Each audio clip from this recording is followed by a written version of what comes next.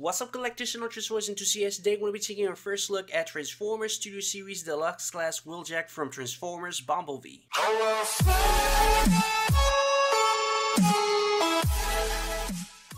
Man, I was in the middle of filming a video and then I just went and checked my Instagram and saw this and oh my god, I just had to make his video. I just had to put this guy on priority because oh my god, man, look at this dude. From top to bottom, this guy looks like a copy and paste from that awesome scene that we got on Transformers Bumblebee. You can see this sculpted in detail, it's just so real. The paint distribution is just spot on and everything looks fantastic. You can see that on the back, he has no backpacks whatsoever. That's always a plus for me because I just don't like the extra kibble on my figures, and this guy looks so good that it's just mind-blowing. The weapon, the sides, everything, man. You can see the panels on the back, you know, those mini skirts that he has on the back, that's pretty much spot on in comparison with the movie. Oh my god, man, I cannot wait to add this guy into my collection. This guy is a must-have for sure. I appreciate the slickness that this guy is rocking, man. Really nice indeed, because so far, man, all the Cybertronian and Autobots look so bad in comparison, you know, with the actual movie. They look accurate, don't get me wrong, you know, the sculpted in detail, all that fun stuff looks superb, but just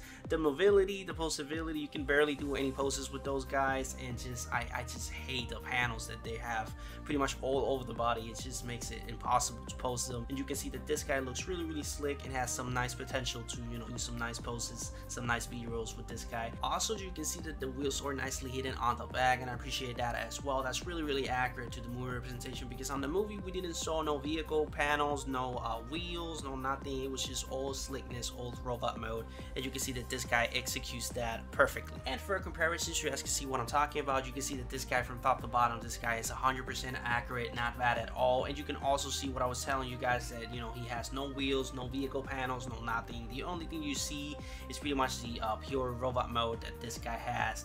And oh my god, man, you can see that the arms are accurate, the chest is accurate, the legs are accurate, the feet, the face skull, you know, the mini panels, the skirts that he has on the back, everything is pretty much spot on. Now moving on to a couple of close-ups so you can appreciate this beautiful sculpted in detail that this guy is rocking. You can see that everything is nicely sculpted, the arms, the chest. You can see the Autobot logo looks fantastic as well. The weapon looks just superb, just a copy and paste of the movie. You can see that the legs look really nicely sculpted as well, and not to mention the face skull, man. The face skull looks so good. It has so many in details there.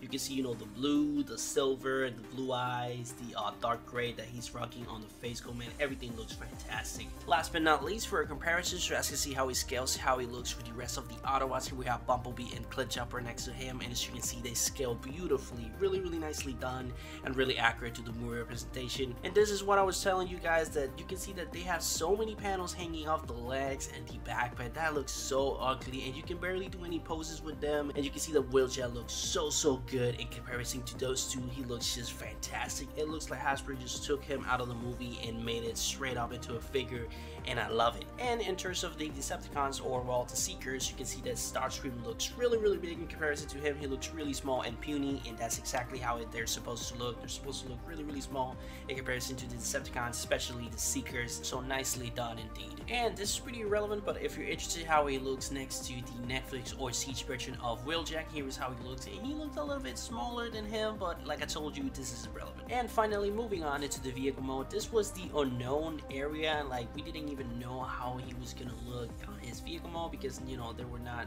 CGI versions of that, or he didn't appear like that on the movie.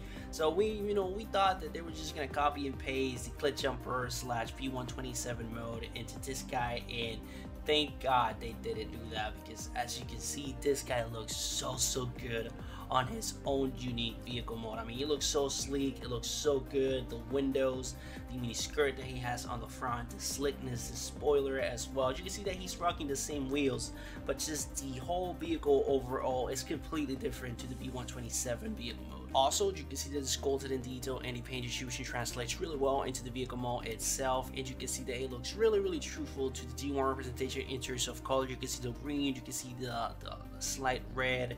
You can obviously see the white with slight of black colors as well, and just overall it looks really good. Now for a couple of different angles you guys can appreciate more of that sculpted and detailed, you can tell that the weapon can be pegged on the top of the vehicle mode. That's pretty standard for Transformers nowadays. I'm not gonna do that because I just never been a fan of that, but you can see the slickness overall. Every angle looks fantastic, and I just cannot wait. I cannot wait to add this guy into my collection, and I'm so happy that they didn't decide to, you know, copy and paste this guy off of B127 or Clip Jumper, and now it gives me a little bit more hope for the Autobots to come, like Ironhide, Ratchet, RC, Bronze, and all that good stuff, because there's a lot of Autobots missing from the Transformers Bumblebee opening scene, and I just cannot wait to have every single one of them. And for the Decepticons, man, this brings me hope for Soundwave. I just cannot wait to see him. Last but not least, for comparison, next to every Autobot we got so far from Transformers Bumblebee, you see Clip Jumper, Optimus Prime, and B127, and as you can see, he looks fantastic next to them.